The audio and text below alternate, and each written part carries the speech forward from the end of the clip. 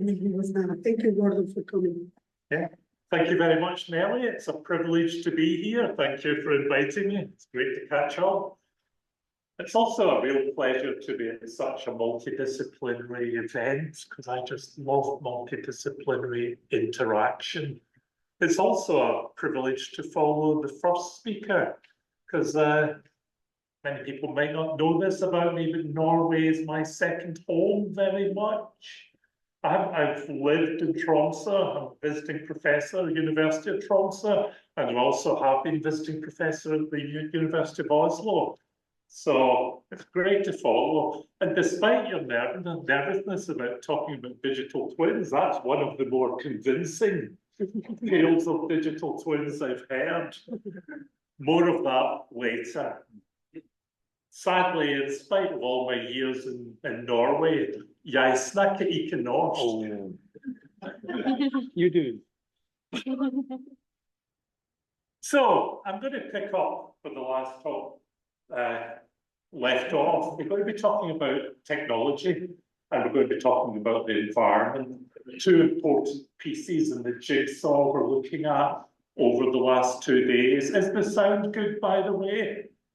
Yeah. I've subverted the system because I like to move. Good, all good, all good. So let me just introduce who I am. This isn't moving forward. Sorry?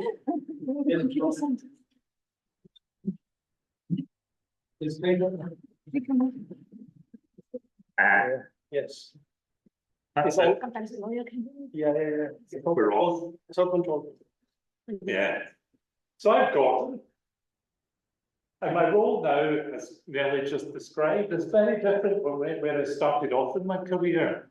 For many years, I was a professor of distributed systems in the computer science department, and then I felt the urge to do something with my skills. So my role now is no longer in academia, but I'm part of the UK Centre for Ecology and Hydrology. Many of you won't have a clue what that is, so I'm going to spend a little bit of time explaining what it is. And what I do is I bring my skills as a computer scientist into the environmental sciences. And I'll explain in a second why I feel that's really, really important.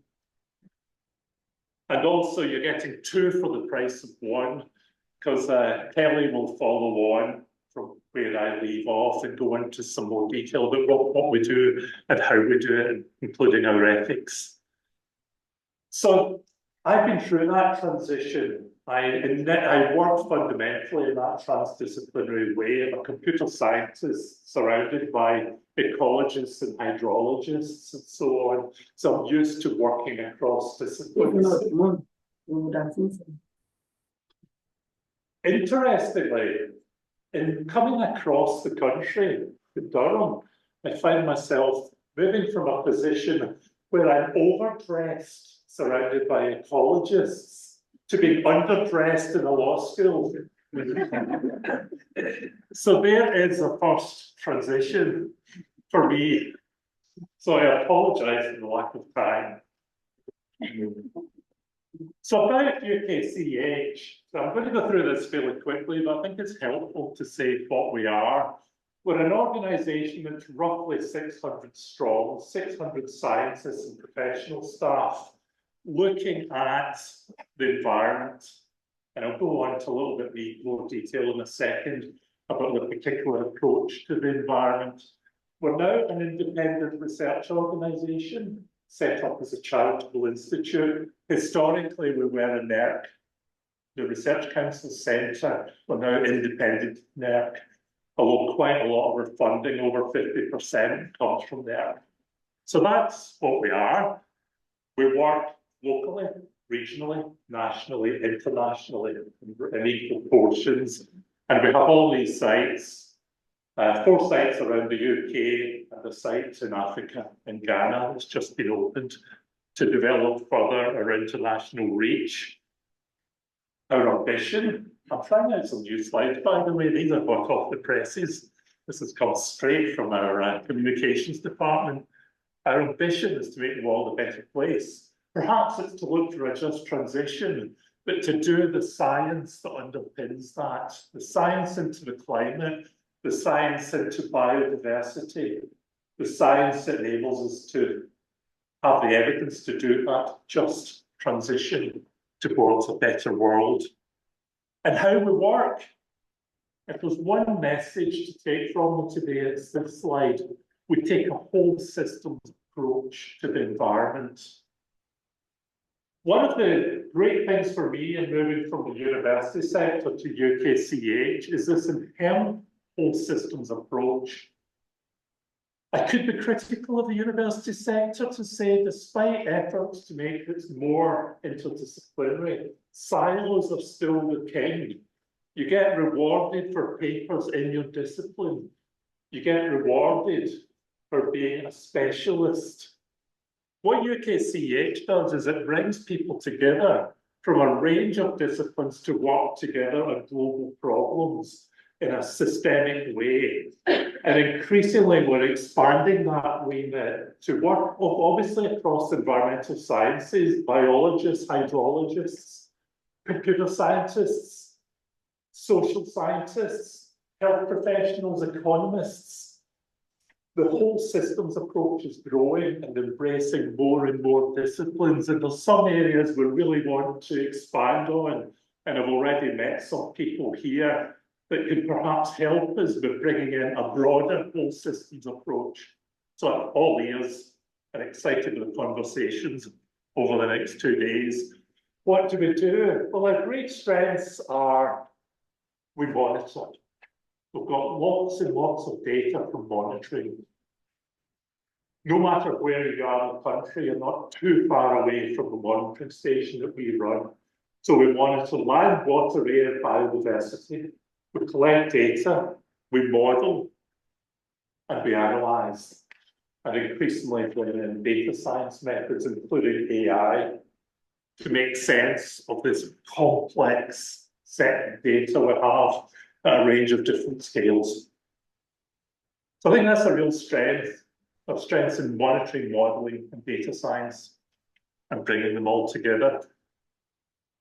Why is this important? Well, moving into this field, you realise what a transition is happening in environmental science, arguably in science more broadly. The nature of science is changing profoundly, driven by factors like climate change. No longer are you able to study a particular aspect of a cubic metre of soil. You're asked to answer questions about, let's take a whole ecosystem. Let's take, is it the River Wear in Durham? Let's take the Wear catchment. And let's understand how the Wear catchment will behave under climate change. What are the agricultural practices upstream? How is the stream behaving? How will it behave 20 years from now? How is that impacting, when you put the two together, water quality? How is that impacting human health? What's happening to the air around Durham? It's all about, again, it goes back to this whole system approach. Scientists are being challenged to do big science. And scientists have been asked to do big science with little tools. We need big tools. We need a transformation in the support we give scientists, and that's where digital comes in. Sometimes it takes a little long way to describe this. I quite like this phrase, post-normal science. There's a whole literature in this that a PhD student of mine recently discovered, Kate Wright. And it's a nice shorthand. We're in an era of post-normal science where we're making big decisions under uncertainty about things that really matter. In a world where we need to bring things together, we need to collaborate, we need to think systemically, and we need to be open and transparent, because otherwise society won't trust what we're doing. We're in a new era of science. Way less hypothesis-driven. Quite profound changes. And we're right in the middle of that transition right now. And technology, it's all around us. Technology is changing everything we do. There's a whole set of technologies in that slide that you'll be very familiar with. It's changed the way we shop. It's changed the way we move. Surely it should be changing the way we do science and answer questions about a just transition.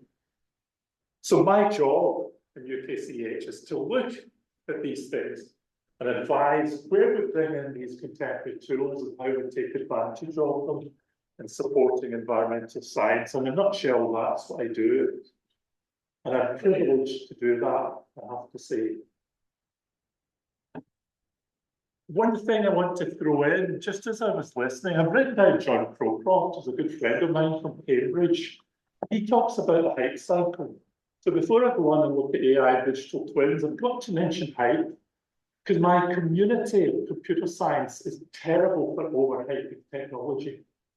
So always have in the back of your mind, are digital twins overhyped? Is AI overhyped? Is the Internet of Things overhyped? And these are exactly the questions that John asked in a fantastic keynote speech a few years ago. Put that lens on front of your eyes before you listen to the next bit, because I think that's really important. So AI. Kelly's going to develop AI a little bit more in part 2, but we are embracing AI, we have to. We're looking at some quite exciting developments in AI. The pictures on the right are around biodiversity monitoring. The bottleneck of biodiversity monitoring is people on the ground. It's hard work, it's labour intensive. So we're looking at putting cameras in nature and using AI to identify species and to automatically detect different species. And there's a whole network across Europe now looking at how you train AI algorithms to recognise different species of bees, butterflies, moths, and so on.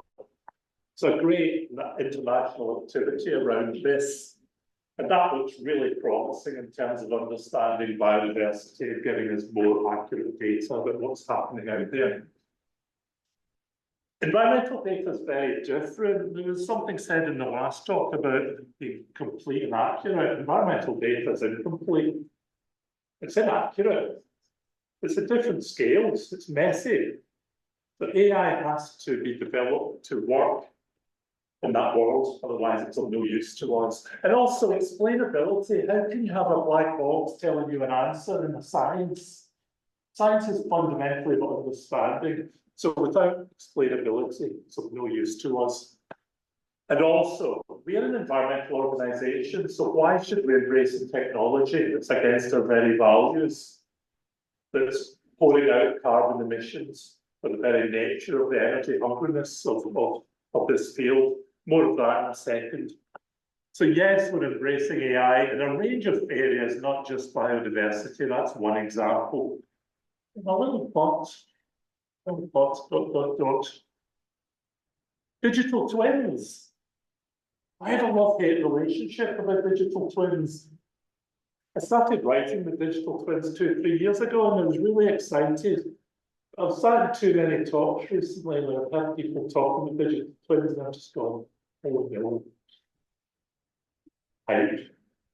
Show me a digital twin. And for me, the term has been overused so much now that it's meaningless. So I love your definition, by the way, because it centres on prediction.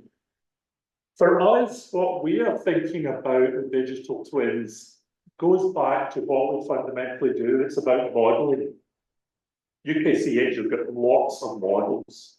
We model the land surface, we model rivers, we model the air and its atmospheric chemistry. We model, and suddenly there's a lot more data around, and that's the key. Unprecedented amounts of data from satellites and ground instruments and citizen science. The clue is how we bring these two worlds together.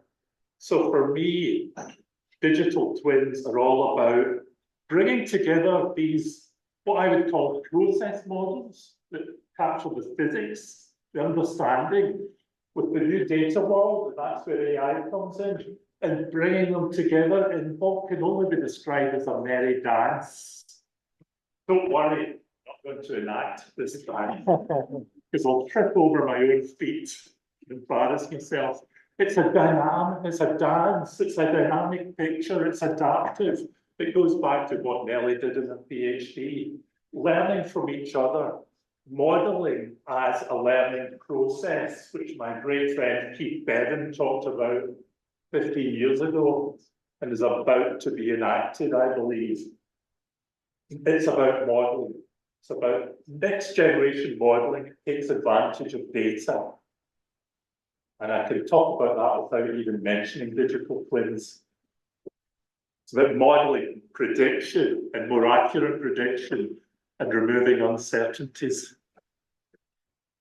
So one final element to say, the core thing we do when we're back in the office is we build digital research infrastructure.